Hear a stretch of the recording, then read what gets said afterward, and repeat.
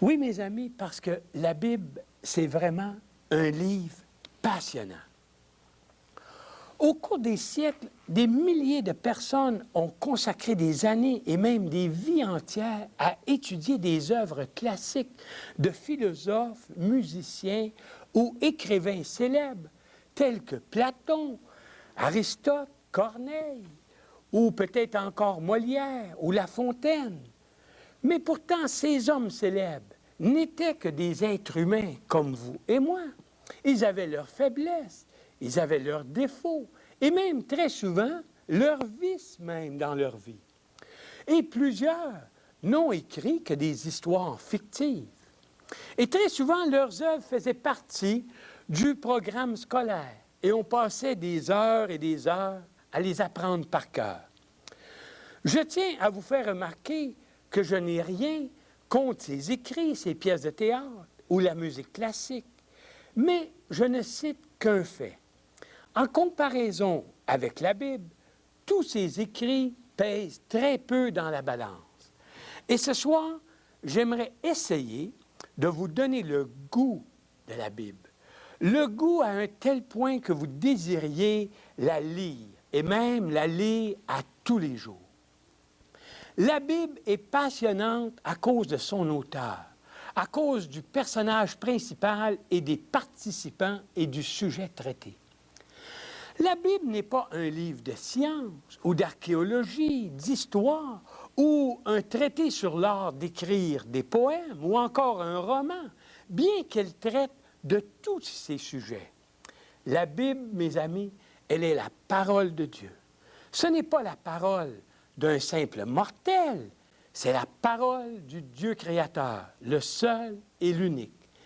Et si les gens qui ont consacré des années à étudier les œuvres de Molière ou de Corneille avaient été aussi convaincus de la valeur de la Bible qu'ils l'étaient de ses œuvres classiques, alors ils l'auraient probablement apprise par cœur d'un couvert à l'autre.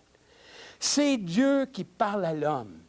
Il dit, « Écoutez, car j'ai des grandes choses à vous dire. » Premièrement, Dieu parle de lui-même. Il décrit sa personne, ses attributs. Il nous décrit sa toute-puissance, son omniscience, son omniprésence, sa sainteté et son amour. Il nous parle de l'essence même de sa personne. Imaginez le Dieu infini et illimité qui parle à sa créature, l'homme fini et limité. Il parle aussi de sa relation avec l'homme, depuis la création jusqu'à aujourd'hui. Il nous décrit ses sentiments pour l'homme, sa patience, sa fidélité, son amour, sa tendresse, son écoute et cette longue marche avec l'homme. Il parle aussi de son plan pour l'homme.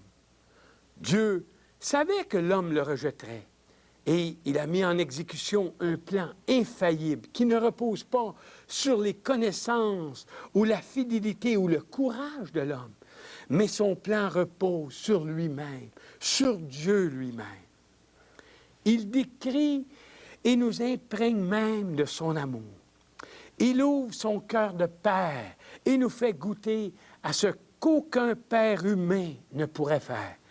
L'amour qui se manifeste par le don de son Fils bien-aimé, son unique. Oui, voilà l'auteur de ce livre. Aucun livre ne lui ressemble. Deuxièmement, il y a les participants. Nous, l'être humain.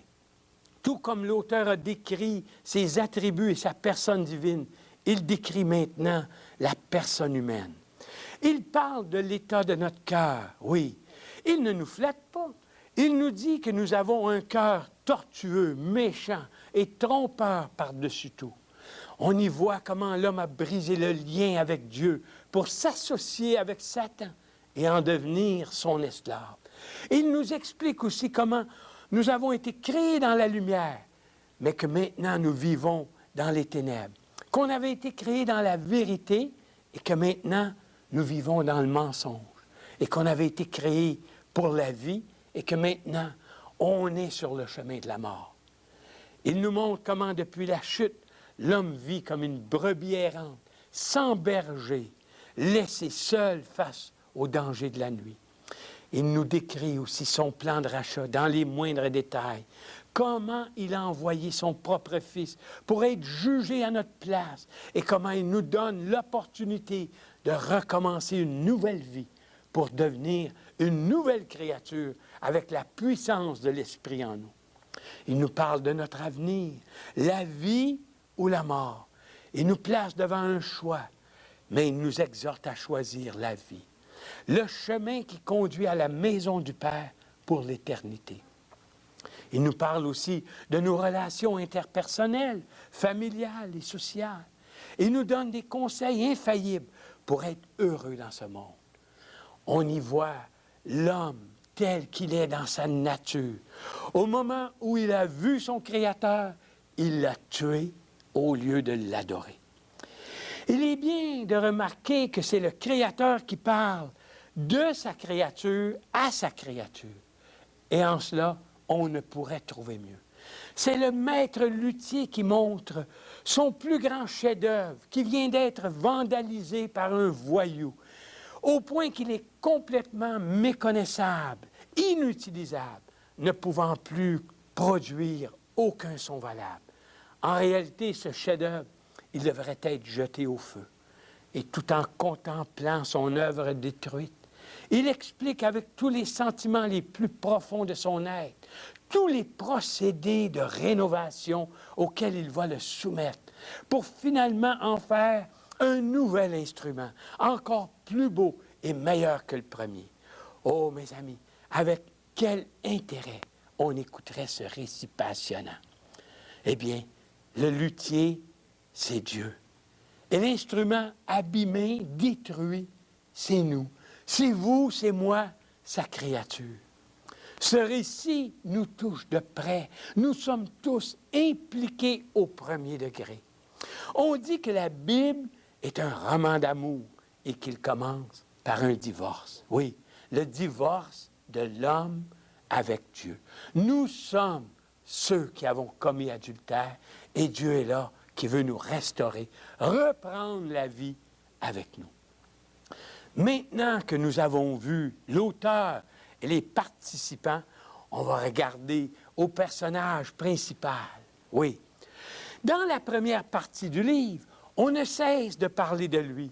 On annonce sa venue, on le décrit de façon abstraite, voilée, même parfois à double sens. On le dit riche, mais il vivra comme un pauvre. On le dit souverain, mais il vivra comme un serviteur.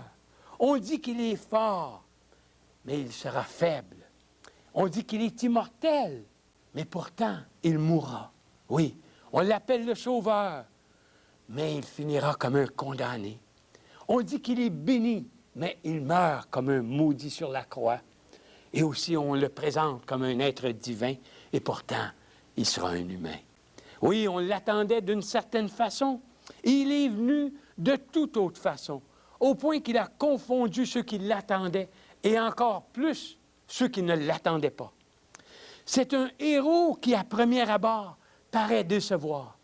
Il est puissant, mais il agit comme un faible. Il parle de plans pour l'éternité, mais pourtant, il meurt. Il parle d'un père qui l'aime, qui est toujours avec lui, mais ce père l'abandonne et le laisse mourir sur une croix. C'est un personnage étrange. Il a quitté un royaume de gloire pour venir vivre dans la pauvreté. Il vient au monde dans une étable. Il aime ceux qui lui font du mal, qui le haïssent et qui le rejettent. Oh, il guérit les affligés gratuitement. Il n'accepte jamais d'argent. Bien qu'il soit très connaissant, il se choisit des associés ignorants et parfois même déloyaux et infidèles. Il va comme ça, de lieu en lieu, faisant du bien et guérissant des malades. Selon nos standards, il ne semble pas avoir d'idéal. Il refuse toute publicité. Il semble même être plus attiré par le pauvre et l'ignorant que par le riche et le savant. Par contre, il attire et bouleverse. Les gens le suivent et l'écoutent. Il sème la controverse là où il va. Les choses ne sont pas pareilles après son passage. Il bouleverse les traditions et les coutumes et les cœurs. Il surprend toujours par ses répliques et ses questions. Il fait des miracles. Il contrôle même les éléments de la nature, le corps humain, les arbres, la tempête. Il semble dominer toute situation et rien ne lui échappe, pas même les pensées secrètes de l'homme. Ce qui le caractérise, c'est l'amour qu'il manifeste et la promesse surprenante qu'il fait. Il parle constamment de son Père qu'il l'aime et que lui-même aime. Il offre librement sa vie pour ses ennemis et leur promet la vie éternelle dans la maison céleste de son Père. Il dit être le chemin, la vérité et la vie. Aucun autre homme n'a parlé comme ça. Ce qui est remarquable, c'est la transformation qui s'opère chez ceux qui le fréquentent. Ils ne sont plus pareils. Ils agissent différemment, comme des nouvelles personnes, des nouvelles créatures. Et on raconte même que ceux qui lisent sérieusement son histoire subissent cette même transformation. Enfin, pour rajouter à la grandeur de ce personnage mystérieux, après avoir été crucifié, il ressuscite. Oui, des centaines de personnes témoignent l'avoir vu. Ils témoignent de sa résurrection. Lui qui s'est dit le Fils de l'homme s'en retourne vers son Père et il est élevé au ciel. Il nous réserve, il nous révèle une bonne nouvelle qu'on doit transmettre aux autres. Il est venu payer notre dette, subir notre châtiment, mon châtiment et votre châtiment, et nous acquérir la vie éternelle dans son royaume céleste. Mes amis, ce personnage principal, oui, ce personnage mystérieux, c'est le Fils bien-aimé que le Père a donné. C'est Jésus-Christ. C'est le Fils même de l'auteur. Oui, ce livre est passionnant. Le plus passionnant de tous les livres du monde. Beaucoup plus que les fables de La Fontaine, que les écrits de Corneille ou les contes de la comtesse de Ségur. Combien passionnément vous devriez vous arrêter et commencer à le lire.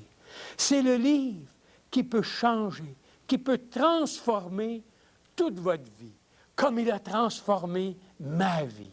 Parce que si j'ai connu Jésus-Christ, c'est parce que j'ai commencé un jour à lire la parole de Dieu. J'ai prêté attention à l'auteur. Je me suis vu comme un participant, comme celui qui avait crucifié son Créateur. Oui, et j'ai reconnu que le Fils, le personnage principal, Jésus-Christ, le bien-aimé du Père, il était mon Sauveur et mon Seigneur. C'est ce que je voudrais vous partager ce soir pour que vous ne restiez pas insensibles devant ce livre. Oh, il y a une multitude de livres sur le marché aujourd'hui. Et vous savez, plusieurs personnes disent « Oh, moi, je ne lis pas. » Non, je ne lis pas, mais pourtant, ils lisent les journaux, ils lisent les chroniques sportives à tous les matins. Et jamais ils ne s'arrêtent pour lire la Bible, qui est la parole même de leur Créateur. Mes amis, arrêtez-vous et lisez ce livre et vous allez voir qu'il va transformer toute votre vie. Oui,